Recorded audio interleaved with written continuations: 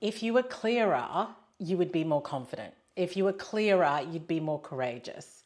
That is something that I 100% believe. The more women that I speak to, I coach with, there is one thing that is always the gap, 9 times out of 10, and that is clarity.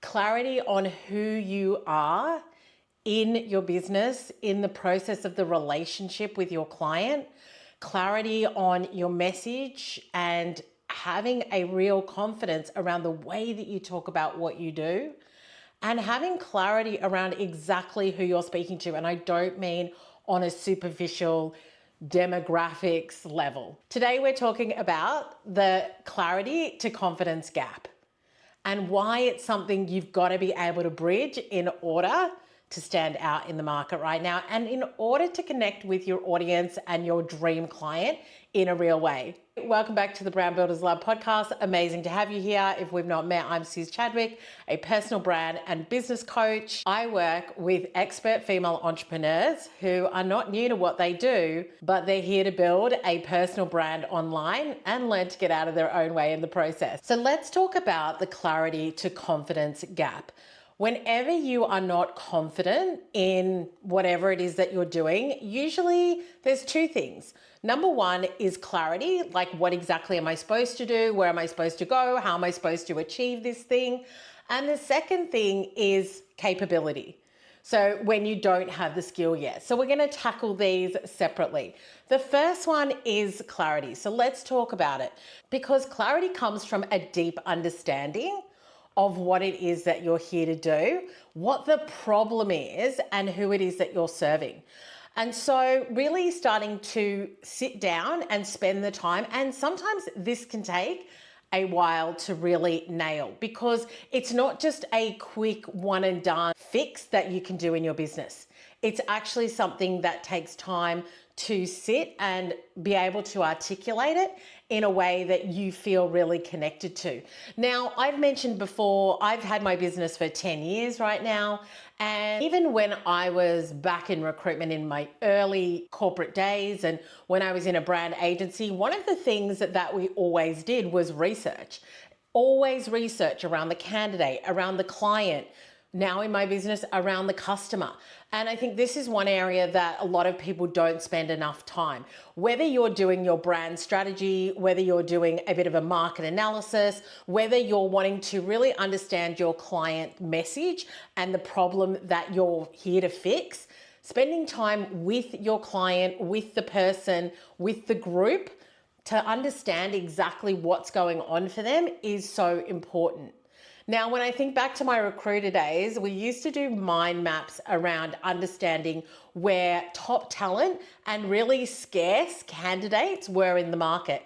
And so what we do is that we do research around what we'd call a sourcing map. So I'm going to give you a couple of examples of getting clarity and the different things that I've done in the past. So when we were doing a sourcing map, let's say I was looking for a lead architect, because I used to do IT recruitment. This is like 15 years ago. I was an IT recruiter in Australia, like Asia Pac, and in Europe as well. And so if I was looking for a lead systems architect, and they were really hard to find at the time, I would speak to other systems architects and I would say, where did you go to university? What are other things that you've studied? What are the magazines or the online publications that you would read? What are the things that you're struggling with or thinking about right now? What are the challenges in your market? What are the challenges with the work that you do? Are you in any kind of meetup groups at the time or in any associations, memberships, etc.? And so we really got the lay of the land for where other amazing systems architects might be. And so once we understood that landscape, we would then advertise in publications. We would get referrals from those people. We would take a look at associations that they might be part of. And so we really got to understand what their behavior was, where they frequented, what they read, what they were interested in. And some of it could be really left field.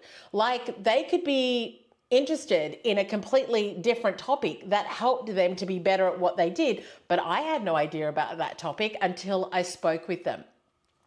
When I ran the employer brand agency, then we would really speak to a lot of clients around what their challenges were with attracting talent into the market, where they would advertise for the talent, what their main messages and key messages were that they would be putting out, what worked, what didn't. So that when we did an employer brand strategy for them, we could take into account who they were looking to attract into the business, what they had done before, what had worked, what had not worked, and then take a look at what else we could be doing. We would also take a look at what other organizations were doing who were looking for that talent and what was working for them and what wasn't working. So in your business, I really want you to ask yourself, have you done the research on your market? Now, I have mentioned before that when I started my business in the first couple of years, I interviewed over 100 women to really understand what was holding them back.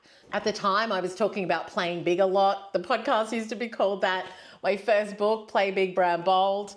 And so when I interviewed these 100 women, I would ask them things like, what stops you from playing big? What does playing big even look like? And it was really interesting because some of the people I interviewed would say playing big is showing up on an Instagram live.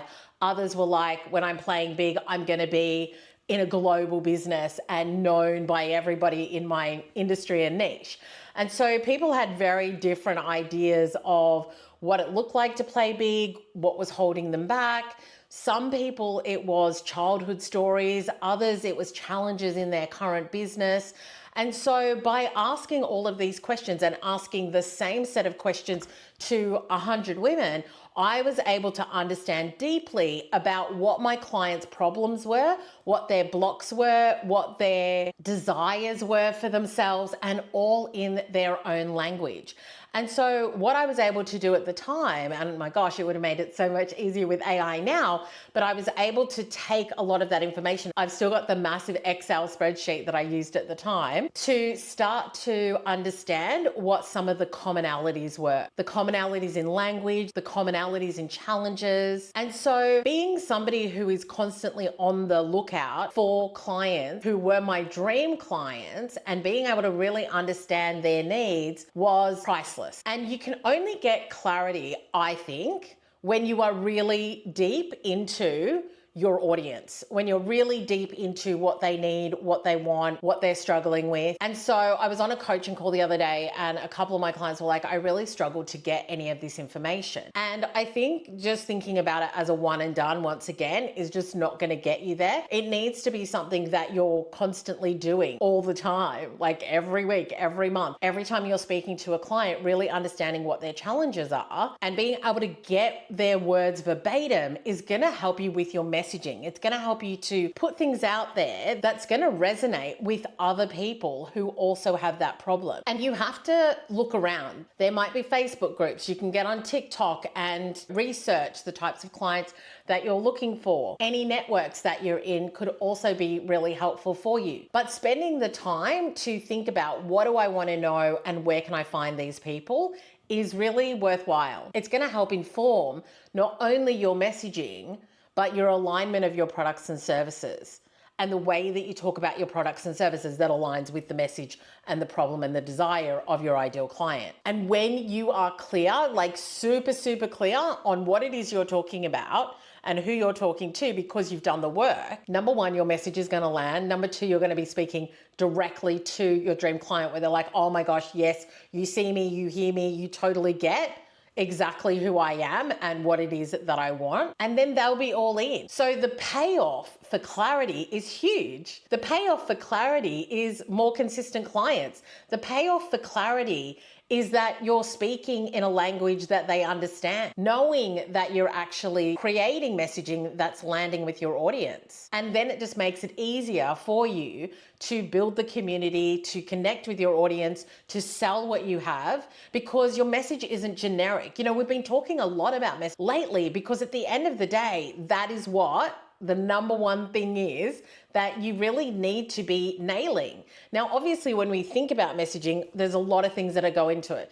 Your brand strategy, so who you are to your client, the research that you do, understanding your market, etc. All of that's going to be going into your messaging. But the great thing is that when you do all of that foundational work, you're going to become so confident in the way that you talk about it that even that energy, that confident energy, because you've got the clarity, because you've bridged the gap from clarity to confidence, your energy is going to be magnetic. Because when I come across somebody who is just like, they know exactly what they're talking about. They are clear on their positioning in the market. They are clear on who they are to their clients. They are clear on the problem that they're solving for their clients with no fluff, no generic languaging, no general messaging. That is somebody who is going to be building a brand that stands out, building a brand that cuts through the noise. That's going to be magnetic. And so you have to start asking yourself, where do you think you are in that mix?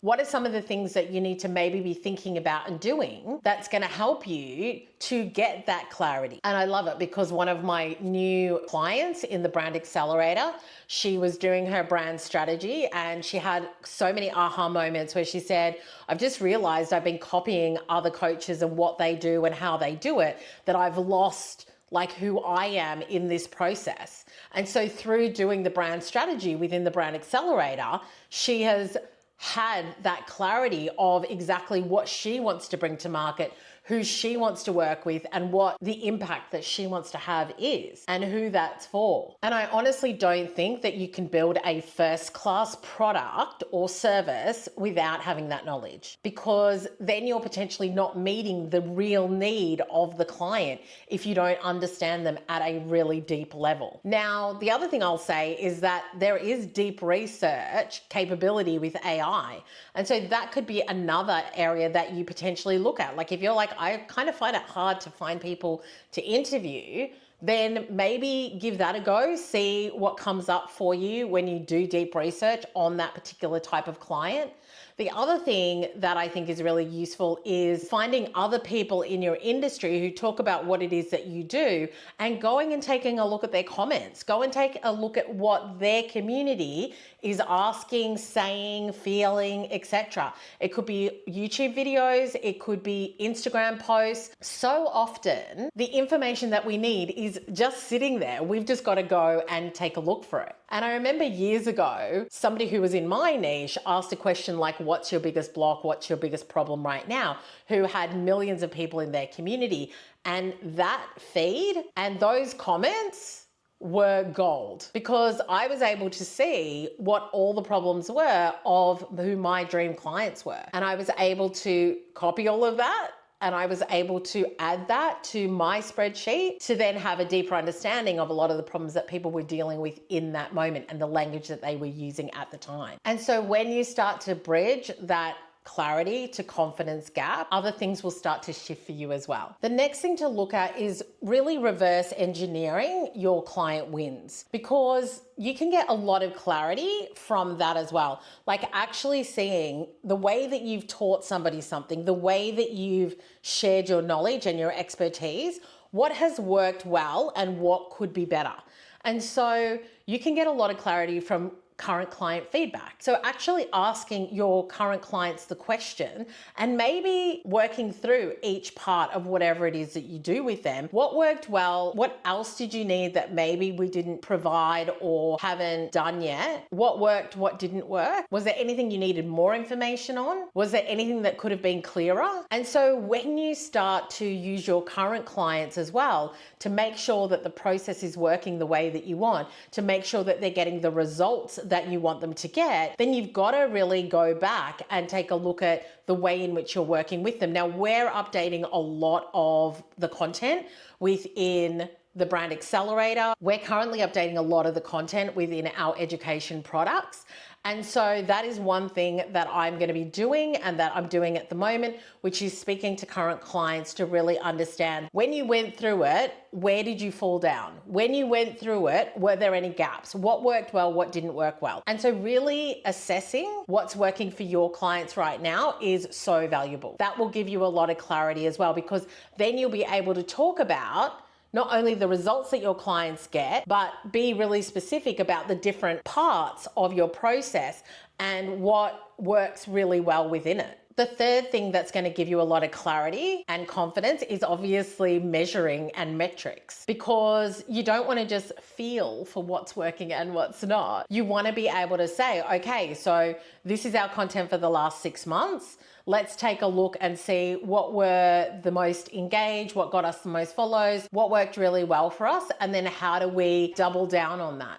Because obviously that messaging landed because it got us new clients, it got us more followers, it got us more engagement. And so when you're able to understand your metrics really well, you'll have that clarity. So for example, if I said to you, how many clients did you get in the last 6 months? Out of the clients that you got in the last 6 months, where did they come from? What were the main sources of your leads? What was it that converted them? And that kind of information is going to help you to make better decisions in your business. Once again, with confidence, because you've got the clarity. We know where our clients are coming from. We know what we need to do. We know where we need to double down on. We know what we need to optimize. And so with that clarity of understanding your metrics and doing the work around it, you're now like, okay, great. Like, I'm ready to go. We know where we want to invest more money, maybe build team, maybe have more resources. Which lead magnet is working best for us right now? And so when you work on clarity in those different areas, your confidence level is going to go through the roof. And I think this is one of the main points I want you to take away from today's episode, is that the more clarity you have, the more confidently you will show up in all areas of your business, the better decisions you'll start to make, and the better results that you'll get. And when you are confident in all those things, you will show up in a completely different way. Because somebody who is clear and confident about what it is that they're doing, why they're doing it, and how they're doing it, shows up with a different energy that someone's like, I don't really know what's going on. I don't really know what I'm doing. Yeah. And obviously we're going to be testing and trying new things within our business. So that clarity and confidence isn't always going to be there, but you want it to be there for like 60, 70% of the work that you're doing, and then playing with that 30%, which is new things. I remember a while ago, somebody with a really big business, I can't remember who it was saying that sort of 70 or 80% of their business is just business as usual. It is what works. It's what's tried, true, and tested. It's what they know converts for them.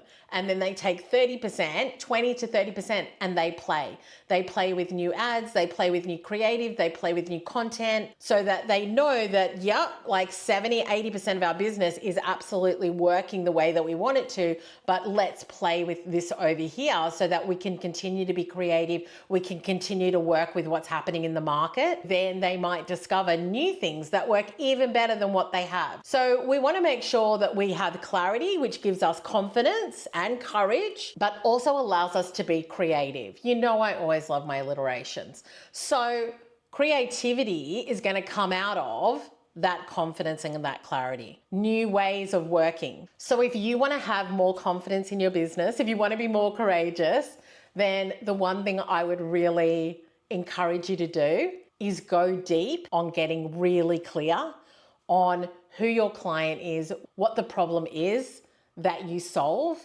and who you are in that process. Why you? This is a big one, because I think so often I work with amazing expert women in business who are too scared to blow their own trumpet, who are too scared to say why they're amazing at what they do. And sometimes we have to own our own capability, our own achievements, our own successes, so that we can feel really confident in the way that we're communicating with our audience. Been in business for 10 years, made multiple 7 figures, worked with thousands of clients, and owning what that is for you. This might be personal to me, but I love working with somebody who knows their value, knows their expertise, and knows that they can solve my problem. Because they've got the clarity of all of those things, they show up confidently, and it makes me want to buy. So understand the equation here and own it. I hope that this has helped you to think in a little bit of a different way. If you've got any questions, let me know. If you enjoyed this episode, then make sure you subscribe and follow. Leave me a comment, let me know, and I'll see you in the next one.